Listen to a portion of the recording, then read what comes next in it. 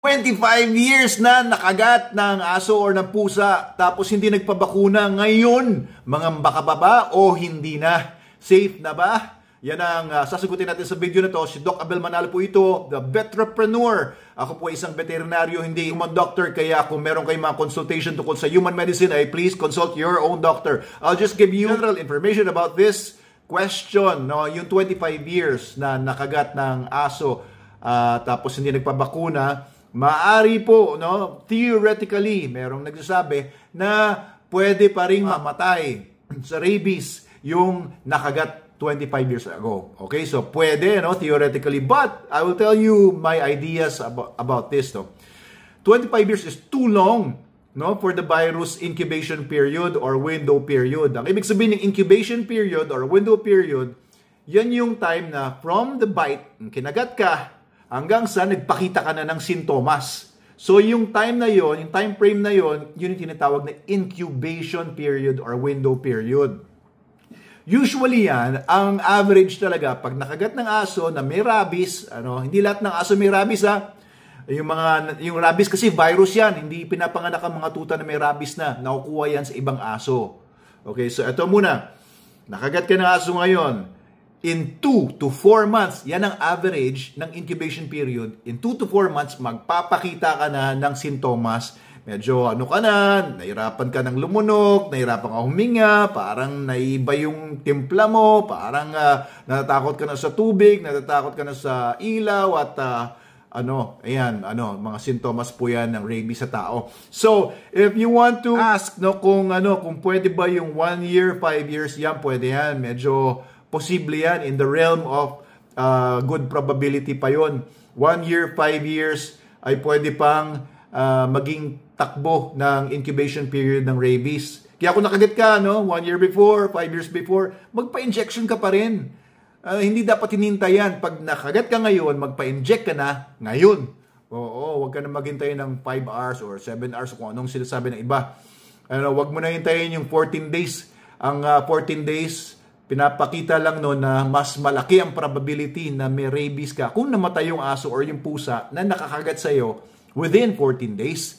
Okay, napapaliwanag ko na yan sa mga videos ko, kaya please follow our channel kung gusto nyo malaman pa yung iba tungkol dito kasi na-explain ko na yan sa mga ibang videos. Pero, yung 10 years, 15 years, 20 years, 25 years, that's too long. And ito pa ang take ko dyan. Kapag may mga case na sinabi na nakagat daw siya 5 years ago, 10 years ago, tapos ngayon nagpakita ng rabies symptoms, paano mo napatunayan na yung rabies symptoms mo ngayon ay dahil dun sa kagat mo 5, 10, 20, 25 years ago? Masyadong mahaba na yung panahon, ang daming pwedeng nangyari dyan. Maaring in between, ikaw ay nadilaan ng pusa or aso sa sugat mo or sa scratch mo, at hindi mo na malayan yon. Tapos may rabies pala yung aso or yung pusa. Anyway, it's common thing na sisihin yung nakagat kasi ako noon at that time, pero baka naman hindi yun yung totoong dahilan. Mahirap i-prove.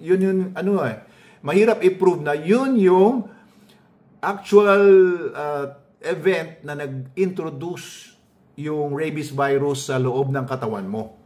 Okay, so yung incubation period, but may iba-ibang incubation period kasi may travel time yan. Yung rabies virus kasi, pumapasok sa loob ng katawan, diba? Through the bite. Saliva kasi yan na transmit eh. Through the bite, usually, may iba pang mode of transmission. Through the bite, tapos, hahanap yan ng mga nerves doon sa area ng bite. Pag nahanap niya siya ng nerves, dire-diretso na yan sa nervous system. Magta-travel na yan sa mga nerves, hanggang pumunta sa sa central nervous system mo, spine, papunta sa hindbrain, papasok sa brain mo. Doon ka palang magpapakita ng sintomas pag nakarating na yung virus sa brain or sa central nervous system. So itong problema ng variability, hindi mo alam kung gaano kahaba yung window period, hindi alam ng tao kung infected siya or hindi dahil wala naman sintomas. So, hindi nagpapa-inject yung iba or iba nagpakampante na maganda, magpa-inject ka na, Diba? When in doubt, then magpa-inject ka na. Alright? So, yun yung rule of thumb dyan. Bakit? Sa ibang bansa, hindi naman ganun. Kasi dito po sa bansa natin, hindi kagaya sa ibang bansa na rabies-free sila doon. Tayo, rabies-rich. Marami tayong dogs and cats dito sa Pilipinas na may rabies. Hindi kasi masugpo-sugpo ng gobyerno natin yan. Gawa ng tatamad-tamad ang maraming LGU sa paghuli ng mga aso. And natatakot sila sa galit ng mga animal welfare activists dyan na pagka hinuhuli yung mga aso ay katakot-takot na galit ang ibubuhos sa mga nanguhuli ng aso, no? Lalo na social media, ano. Ibang tao sensitive kaya ayaw nang gawin yung trabaho nila. Anyway, we really need dog or animal population control. Hindi po kasi normal yung ang daming askal sa paligid. Asong kalye yung askal, hindi aspin yun. Asong kalye means street dogs or stray dogs. Napakadami nila kaya every year, alam nyo kung ilan ang namamatay sa Pilipinas dahil sa rabies? Ilang tao? Mga 300 lang naman. Naku po, di ba? Marami dyan, mga bata, mga binatilya, dalagita. Alright, so itong 25 years, no? Masyado na mahaba yan. Masyado nang mahaba. Pero yes, it's technically possible, no? Na yung rabies virus na napunta doon sa tao na yon, maaaring tatamad-tamad, nagpo-procrastinate, mahilig mag-cramming lang o kailan huli na, tsaka lang siya magpapakita. It's possible, but it's hard to prove. Alright, so that's my take, no? Kaya pagka ikaw ay nakagat, huwag ka na mag-isip kasi habang buhay mong habang buhay kang mangangamba, di ba? Kung 20, 25 years, sinasabi kasi pwede. Although mahirap patunayan, pero syempre, at the back of your mind, isipin mo na, kailangan pa magpa-vaccinate kasi nakagat ako noon. Pwede ka magpa-vaccinate kahit hindi ka sigurado. Kaya kung ako sa iyo, magpa-vaccinate ka na. Ako mismo nagpa-vaccinate ako for anti-rabies simula nung college kami, nung sa UP VetMed, sa UPLB, requirement lahat yan. Lahat ng mga veterinarians na nagpapa-vaccinate po kami kasi malapit kami sa mga dogs and mga cats dahil sa aming profession. Okay, so kung marami kang dogs, marami kang cats, maraming askal sa paligid mo, sa neighborhood ninyo, may probability na na ikaw ay in contact with dogs, then do so. Yan ang suggestion nga rin ng mga ibang bansa kapag yung kanilang mga citizens ay pumupunta dito sa Pilipinas, no? It's good na magpabakuna muna sila ng anti-rabies to be safe kasi alam nila na maraming rabies cases sa Pilipinas. So please lang, no, mga mahal nating kawani ng gobyerno, madali namang sugpuin ang rabies. Magpapogi naman kayo sana sa animal community at sa mga, alam niyo yun, concerned dito. Alisin nyo na yung mga stray dogs kasi ayon sa aking thesis nung college, no, na entitled Dog Ecology, na ginamit ng Bureau of Animal Industry for a long time para sa kanilang mga lectures. Para mawala ang rabies sa Pilipinas, kailangan lang i-control yung dog population as in, alisin yung mga stray dogs. Hindi sila dapat nakakalat sa mga kalsada. Sila lang kasi yung reservoir dito sa Pilipinas pagdating sa rabies.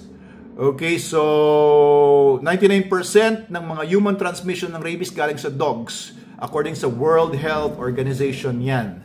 Okay, hindi yan kay Doc Abel Manalo lang.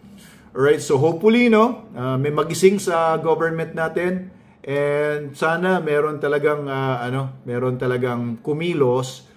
Hindi kasi kaya yan ng yung pa-jab-jab lang. Kailangan isang malaking power punch yan. No, yung pa-jab-jab lang, yung anti-rabies vaccination here, anti-rabies vaccination there, kapon here, kapon there, trap, neuter, vaccinate, release programs. It won't work. No, unless there is an animal population control program na talagang gumagana. All right, one fell swoop na one time big time na control yung animal population, no? Iuwi niyo sa bahay niyo yung mga stray dogs kung gusto mo talaga silang tulungan. Kung gusto mo talagang hindi sila makapinsala sa mga ibang mga tao at sa sarili nila, 'di ba? Para safe sila. And matreat yung mga sakit nila. Okay, ang dami ko na sinabi, pero yun. Sana ay natuwa kayo sa kwento ko kahit hindi naman nakakatuwa. Mabuhay po kayong lahat. Please follow and share our videos.